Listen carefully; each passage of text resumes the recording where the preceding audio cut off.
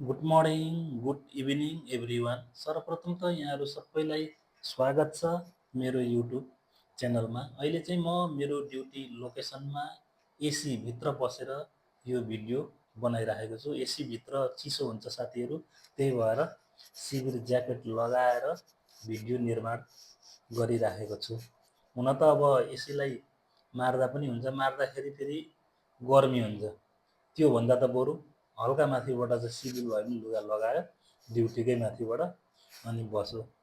अब यो तरिकाले चाहिँ अहिले भित्री ड्युटी हुँदा चाहिँ यो तरिका चाहिँ अपनाउनु पर्ने हुन्छ। अब केही ढिला नगरिकन आजको चाहिँ टपिक्सतिर जाउँ।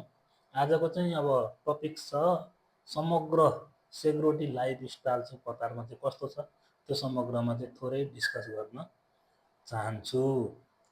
अब मैले यो भिडियो बनाउनुको उद्देश्य चाहिँ नयाँ आउने फ्रेस अनुहारहरू जति हुन्छ तपाईँहरूलाई चाहिँ केही हेल्प मिलोस् भन्ने उद्देश्य पनि हो। किनभने म पनि पहिले कतार आउनुभन्दा अगाडि चाहिँ जब मैले इन्टरभ्यू दिएँ, नाम निस्कियो, मेडिकलहरू सिद्धियो, भिसा झर्ने तयारी नै थियो, त्यतिखेर म यस्तो भिडियोहरू हेर्ने गर्थेँ। त्यतिखेर मैले यस्तो नेपालीबाटको भिडियोहरू त्यति भेटाइनँ। प्राय पाकिस्तानीहरूले चाहिँ यो सेक्युरिटी भ्लग सम्बन्धीका भिडियोहरू चाहिँ बनाइराखेको चाहिँ देख्थेँ र मलाई लाग्थ्यो त्यतिखेर नेपालीहरूले पनि बनाइदिएदेखि चाहिँ कति राम्रो हुन्थ्यो होला जस्तो भन्ने सोच मेरो त्यतिखेरदेखि थियो। त्यही भएर पनि आज मैले चाहिँ म आफै आइपुगेँ र मैले यो सम्बन्धी थोरै भए पनि केही आफूले जानेका अनुभवहरू चाहिँ राखिदिउँ कि ताकि यसबाट चाहिँ पछि आउने जति फ्रेस हुन्छन् उहाँहरू समक्ष चाहिँ मेरो यो भिडियो पुग्यो भने केही न केही त ज्ञान हुन्छ, नलेज हुन्छ। त्यो भएर पनि यस्तो भिडियोहरू म अहिले निर्माण गरिराखेको छु। र मेरो अब युट्युब मैले भर्खर भर्खर खोलेको, साह्रै धेर भएको छैन, 2 महिनाको अवधि हुन आँट्यो। यो लङ भिडियोहरू र त्यसमा पनि सेक्युरिटी सम्बन्धीकै भ्लगहरू भिडियोहरू म बनाइराखेको छु। अन्य डुलेका भिडियोहरू पनि छन् त्यसमा, होइन, कति अब सेक्युरिटी सम्बन्धीका पनि छन्। मैले जानेका चाहिँ कुराहरू चाहिँ राख्दै राख्दै आइरहेको छु। तपाईँहरू मेरो युट्युब च्यानलमा गएर चाहिँ सब्सक्राइब गरेर चाहिँ त्यसमा पुग्नुभयो भने अन्य भिडियोहरू पनि, बाहिरीका भिडियोहरू पनि तपाईँहरूले त्यहाँनिर देख्नुहुन्छ। अब लागौँ अब समग्र कतारमा कस्तो छ त अब सेक्युरिटीको लाइफ भन्दा चाहिँ अब यहाँ सेक्युरिटी चाहिँ एउटा बाहिर पर्ने सेक्युरिटीहरूको एक खालको लाइफ छ र भित्री बस्ने सेक्युरिटीहरूको चाहिँ अर्को लाइफ छ। अब भित्र बस्नेहरूको लागि चाहिँ फेरि आफ्नै खालको अब टेन्सनहरू छ, बाहिर हुनेको लागि पनि आफ्नै टेन्सन छ। फेरि बाहिर हुनेलाई चाहिँ भन्ने नरहेछ भने ए भित्र मात्रै हेडेक टेन्सन, बाहिरको चाहिँ छैन भन्ने पनि हुनसक्छ साथीहरूलाई। त्यस्तो चाहिँ होइन, बाहिर पनि छ। बाहिर चाहिँ अब ज्यादा अब गर्मी हुन्छ, गर्मी यति हुन्छ तातो, र अब आउने साथीहरूले चाहिँ कमसेमा पनि म त्यो दुःख भोग्न सक्छु, गर्मी खोज्न सक्छु भन्ने चाहिँ मेन्टालिटी चाहिँ लिएर आउनु होला। त्यसरी आउनुभयो भने तपाईँहरूलाई चाहिँ अलिकति भए पनि सहज हुन्छ। अत्यन्तै गर्मी हुन्छ गर्मीमा चाहिँ बाहिर भनेको चाहिँ पसिना बगेर चाहिँ भनेको चाहिँ आँखा आउँदैसम्म बनाउँछ, आँखा देख्नै नहुने स्थिति पनि बनाउँछ। अब ड्युटी छोड्ने कुरा हुँदैन, किनभने अब त्यस्तै खालका ड्युटीहरू पर्थ्यो भने। र ज्यादा गाह्रो चाहिँ पार्किङदेखि पऱ्यो भने एकदमै गाह्रो हुन्छ, नछोडेर भाग्नु। गर्मी तातो त्यस्तो हुन्छ, त्यो भएको हुँदा बाहिर आफ्नै खालको टेन्सन छ। र जाडो सिजनमा चाहिँ फेरि बाहिर हुँदा चाहिँ अलिकति आनन्द हुन्छ फेरि। र अलिकति भित्रीकोलाई फेरि आफ्नै खालको चाहिँ अब फेरि टेन्सनहरू छ। भित्र त बसियो तर अब धेरै खालका चाहिँ यहाँनिर अब डिल गर्नुपर्ने हुन्छ मान्छेसँग आफ्नै। अब सिसिटिभीहरूको हुन्छ भने त्यहाँबाट उसमा गर्नु पऱ्यो, होइन। अब कलहरू आउँछ, त्यो पनि उसमा गर्नु पऱ्यो। कन्ट्रोल रुममा छ भने फेरि बाहिर पोस्टहरू गर्नुको लागि त्यो गर्नु पऱ्यो। त्यो समग्र सिसिटिभी हेरेर त्यहाँ आफ्नै खालको टेन्सन हुन्छ।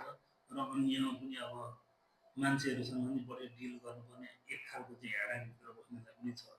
बाहिर बस्नेलाई छैन भनौँ भने बिर्सिहाल्छन् साथीहरू, बाहिर बस्नेलाई पनि छ, भित्र बस्नेलाई पनि छ। म चाहिँ भित्र बसेर चाहिँ म ड्युटी गर्दैछु।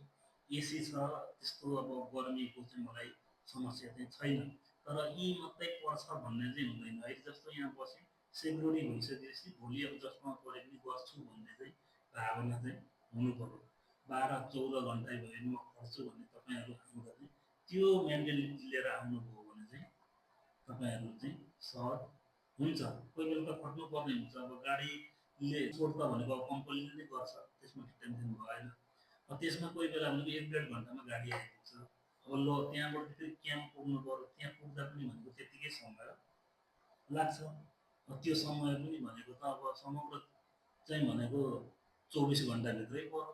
भनेपछि 12 घन्टा ड्युटी छ भने 2 घन्टा लाग्यो भने 14 घन्टा त्यसै गइहाल्यो। त्यहाँ पुगेर त अब खानाहरूका कुराहरू छन्। खानाहरू सबैतिर चाहिँ मिल्दैन। खाना पाउने भनेको त होटल लाइनतिर हो। होटल लाइनमा सेक्युरिटी पर्दाखेरि खानाहरूको दिन्छ। तर सबै ठाउँ पनि अब त्यो फुडको व्यवस्था नहुन पनि सक्छ। अब कम्पनीले दिने भनेको कुनै कुनैले त अब क्यान्टिन चलाएर त दिन्छ। त्यहाँ दिए पनि भनेको आफ्नै काट्ने हो, नदिँदा भनेको फुडको पैसा दिन्छ र आफै बनाउनु पर्ने हुन्छ। बनाउनु पर्ने भएपछि त्यता टाइम खायो र त्यो टाइमलाई चाहिँ म्यानेज गर्न चाहिँ गाह्रो हुन्छ। एक त भनेको निद्रा पुगिरहेको हुँदैन, तीमाथि ड्युटीमा त्यो लोड थपिसकेपछि चाहिँ एक खालको चाहिँ हेडेक चाहिँ हुन्छ। र गर्मीमा गर्मी पनि खप्न सक्ने हुनु पऱ्यो, चिसो पनि खप्न सक्ने हुनु पऱ्यो र सेक्युरिटीको काम नै यस्तै हो। त्यति सोचे जस्तो चाहिँ सजिलो चाहिँ पनि छैन र त्यति गाह्रो पनि छैन। तर मैले भन्न खोजेको के हो भने दुःख गर्न चाहिँ सक्छु भन्ने भावना भएको। किनभने पैसा सजिलो ठाउँमा छैन। म केही दुःख गर्छु र केही आफूलाई चाहिँ अब भविष्यको लागि चाहिँ केही आफूलाई बचत गर्न सकियो भने कि आफ्नो चाहिँ अब घर परिवारलाई चाहिँ केही मात्रामा पनि आर्थिक भार चाहिँ नपरोस्, त्यो चाहिँ म वहन गर्न सक्छु भन्ने चाहिँ त्यो खालको चाहिँ सोच लिएर चाहिँ तपाईँहरू आउनुभयो भने टिक्नुहुन्छ, नभए भनेको धेरै नै गाह्रो हुन्छ। अब यो सेक्युरिटीको ड्युटीको कुरो गर्दा यहाँ भन्न त भन्छ नि, एउटा 26 दिनको सेक्युरिटी हुन्छ, 28 दिनको हुन्छ, 30 दिनको सेक्युरिटी हुन्छ। अब 26 दिनमा त महिना मरौ हप्तामा भनेको 4वटा छुट्टी पाइयो। छुट्टी पाइसके पछाडि भनेको 26 दिन मात्रै गर्नु पर्यो, पैसा काटेन पुरै दियो। त्यो त कता हो कता राम्रो। 28 दिनको 15 दिन 1 दिन बिदा मिल्यो, महिनामा 2टा भयो, 28 दिनमा महिना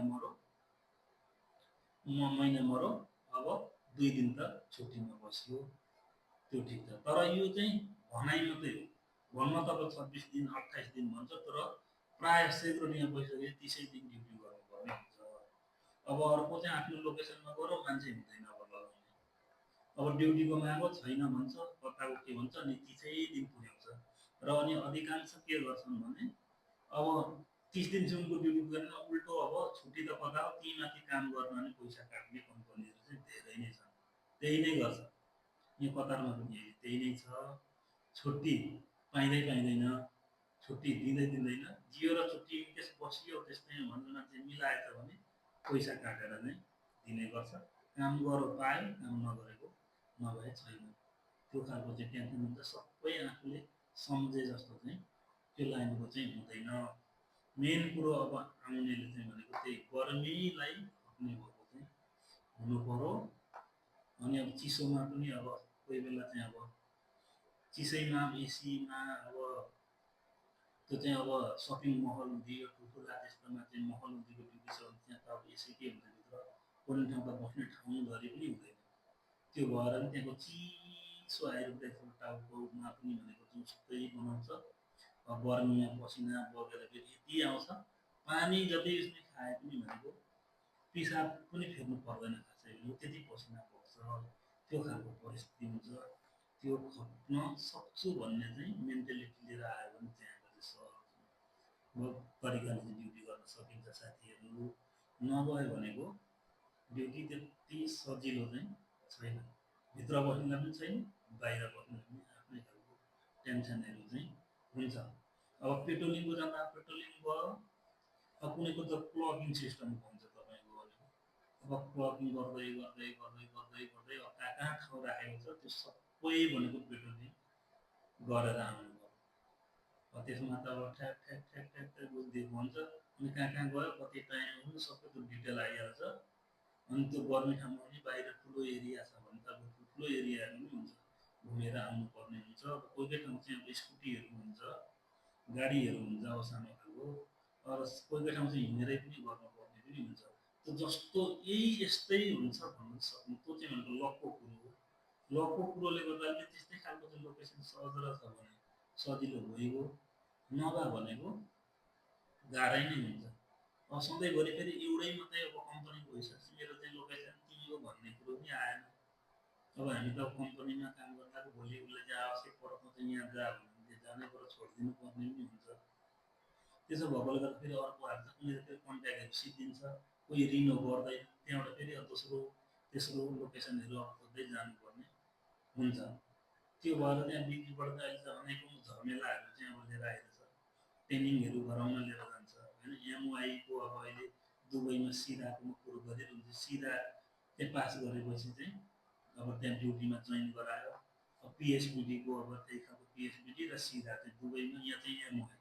अब एमओआईको लागि ट्रेनिङमा लान्छ, ट्रेनिङमा लगेपछि पढ्नु पर्यो। अब स्कुल गए जस्तै नै पढ्नु पर्यो। अब जसरी अब क्याम्पस पढ्दाखेरि स्कुल पढ्दाखेरि डट खाता बोकेर गइन्छ त्यस्तै क्लास हुन्छ।